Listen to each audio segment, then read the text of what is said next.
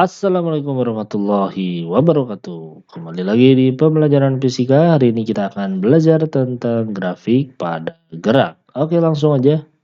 Grafik pada gerak GLB dan GLBB. Ada yang masih ingat GLB itu apa? Iya, betul. GLB adalah gerak lurus beraturan. Sementara GLBB apa GLBB? GLBB adalah gerak lurus berubah beraturan. Oke, masih ingat ya bedanya apa? GLB itu cirinya adalah kecepatannya konstan ya atau tetap. Sementara GLBB ini kecepatannya berubah, tidak tetap ya. Nah, yang tetap itu adalah percepatan. Nah, percepatannya berubah. Sorry. Nah, yang tetap apa? Percepatannya tetap. Oke ya. Jadi hari ini kita akan bahas tentang grafik pada gerak. Langsung saja.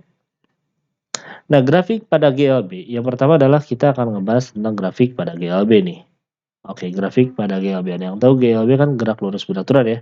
Nah, grafik pada GLB ada dua. Yang pertama adalah grafik jarak terhadap waktu. Nah, jadi grafik itu kita mensimulasikan gerak suatu benda dalam gambar gitu ya, dalam sebuah garis. Nah, di sini grafiknya jarak terhadap waktu. Oke, kita lihat sama-sama grafik jarak terhadap waktu seperti apa. Yang pertama ada grafik garisnya naik ya.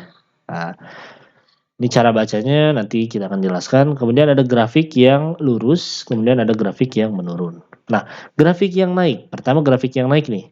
Nah, untuk grafik yang naik, kalau kita baca dari detik ke 0 sampai detik ke 2, bendanya berubah posisi dari 0 meter sampai ke 2 meter. Nah, artinya untuk kondisi garis yang naik, nah ya, yang naik seperti ini adalah GLB maju ya. Kemudian untuk yang lurus, nah ini contohnya nih, tukang beca yang gerak stabil banget ya. Kita ulangi. Nah, tukang beca geraknya stabil, kecepatannya konstan dan bergerak maju. Ini digambarkan dalam bentuk grafik yang naik. Kemudian yang kedua, bendanya diam. Nah, untuk grafik yang lurus seperti ini, khusus kondisi jarak terhadap waktu, bendanya diam. Mengapa? Nih kalau kita baca, dari detik ke-2 sampai detik ke-4, bendanya tetap di posisi 2 meter, jadi bendanya diam, nggak kemana-mana. Selanjutnya nih, nah kalau ke bawah, artinya bendanya mundur. Bergerak secara lurus beraturan dan mundur. Artinya dari detik kedua, dari detik keempat sampai detik ke-6 bendanya bergerak mundur dari 0 sampai dari 2 meter sampai ke 0 meter. Seperti ini ilustrasinya. Mundur ya. BC juga bisa mundur. Oke, next kita ke grafik yang selanjutnya. Grafik yang selanjutnya adalah grafik kecepatan terhadap waktu. Khusus untuk GLB ya. Nah, untuk grafik GLB kecepatan terhadap waktu, gambarnya ada dua nih, ada dua garis. Ada garis yang ada di atas nih ya, seperti ini, di atas sumbu utama. Ada garis yang ada di bawah sumbu utama. Nih kalau kita tulis di sini -2 misalnya ya. Nah, untuk garis yang ada di atas, artinya benda bergerak secara GLB dan maju. Nah, jadi ingat, kalau kalian menemukan grafik kecepatan terhadap waktu dan dia lurus, maka artinya bendanya bergerak lurus beraturan terus maju. Nah, ini gimana cara bacanya? Cara bacanya, dari detik ke 0 sampai detik ke-2, benda bergerak dengan kecepatan 2 meter per sekon. Itu ya. Oke, selanjutnya nih. Nah, dari detik ke-2 sampai detik ke-4, benda bergerak dengan kecepatan -2 meter per sekon. Nah, minus ini bendanya artinya bergerak mundur. Oke. Ini contoh yang pertama nih, becanya maju, dah kelamaan. Yang ke bawah, yang di bawah bendanya bergerak GLB mundur. Sama kayak tadi ya. Nah, jadi grafik GLB itu ada dua. Selanjutnya kita masuk ke grafik GLBB. Nah, untuk gerak lurus berubah beraturan. Ada tiga nih grafik GLBB. Yang pertama grafik jarak terhadap waktu. Untuk grafik jarak terhadap waktu, yang pertama ada yang melengkung ke atas nih. Melengkung ke atas, kemudian ada yang lurus, kemudian ada yang melengkung ke bawah. Tapi ini masih di atas sumbu utama nih. Sumbu utama tuh yang hitam ini nih. Nah, ini yang hitam nih, yang T sampai sini. Nah, ini sumbu utama.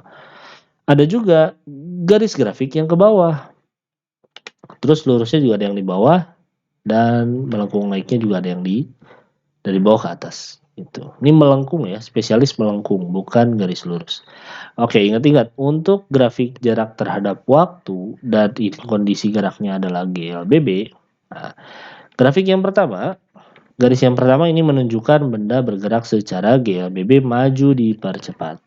Kemudian, nah ini contohnya, set, nah seperti itu ya, maju dipercepat. Set, nah seperti itu. Kemudian untuk grafik yang lurus artinya bendanya bergerak secara GLB ya. Sorry, untuk yang kedua bendanya bergerak diam. Untuk yang kedua kondisi bendanya diam. Ini sama kayak yang tadi ya. Nah, sama kayak kondisi GLB yang tadi. Sama kayak kondisi GLB yang tadi tuh. Selanjutnya kalau grafiknya menurun ini adalah GLBB maju diperlambat. Set, maju tapi makin lambat. Cet. Oke. Selanjutnya, nah ini GLBB mundur diperlambat. Mundur dipercepat. Cet.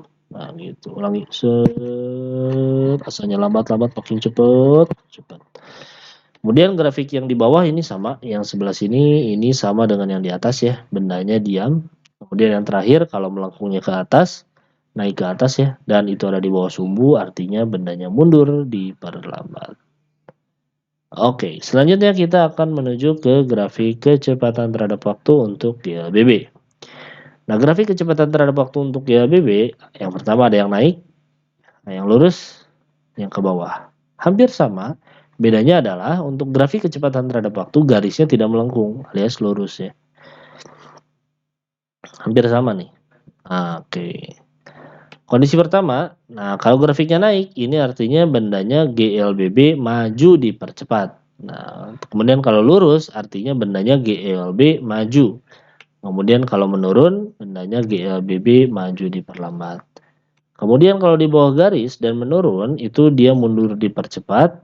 Kemudian yang lurus ini GLB mundur. Dan terakhir, kalau naik, ini artinya mundur diperlambat. Nah, jadi kondisi yang ada di atas sumbu, ini sumbu yang ini nih ya, nah, itu adalah benda yang bergerak maju, sementara yang di bawah benda yang bergerak mundur.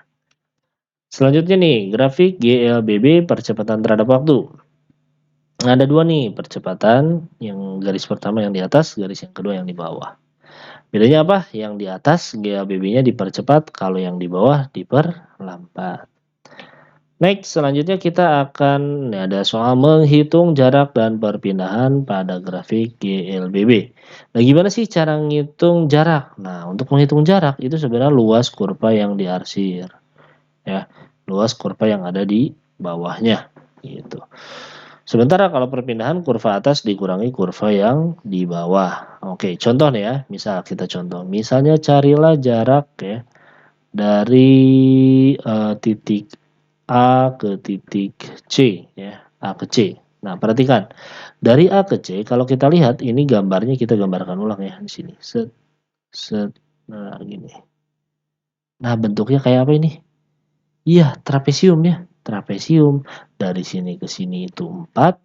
Kemudian dari sini ke sini berapa nih? Dari 2 ke 4 berapa nih? 2 ya. Dari 2 ke 4 kok 2, Pak?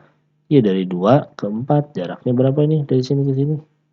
Kalau dari sini ke sini 4, terus dari sini ke sini 2, berarti ini sisanya. 4 kurangi 2, 2. Itu ya.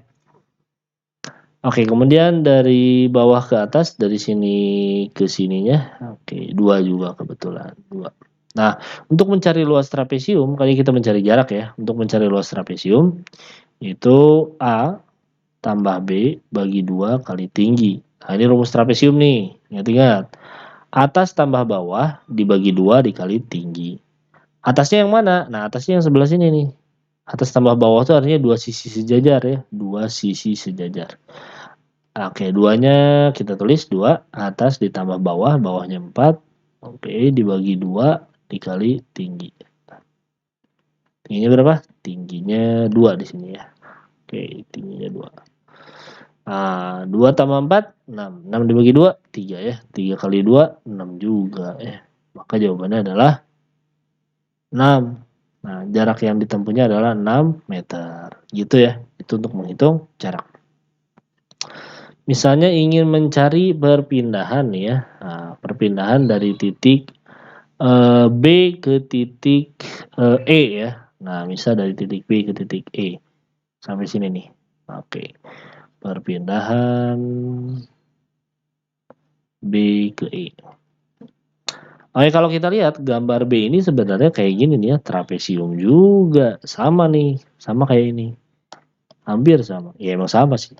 Cuma bedanya ini ngadepnya ke sebelah sini, yang ini ngadepnya ke sebelah sini. Maka kalau dari segi hasilnya, ini juga sama, yaitu 6 meter. Nah, jadi untuk mencari perpindahan, kurva atas, nih ya, nih kurva atas kurangi kurva bawah, ya. Kurva atas yang mana? Kurva atas adalah yang ini, ya, yang sebelah sini nih. Nah, ini kurva atas. Kurva atasnya sama dengan ini, nilainya yaitu 6 meter. Kurva atasnya 6 meter, kurva bawahnya dari D ke E. Nah, D ke E itu kan kayak gini ya. Nah, ini kayak segitiga nih. Berarti cari luas segitiga. Setengah kali alas kali tinggi. Oke, kurva bawahnya. Oke, kita hitung setengah kali alasnya dari 6 ke 8 ada 2. Dikali tingginya. Oh, sorry. Ya, 6 ke 8, 2. Tingginya juga ke sini nih. Min 2.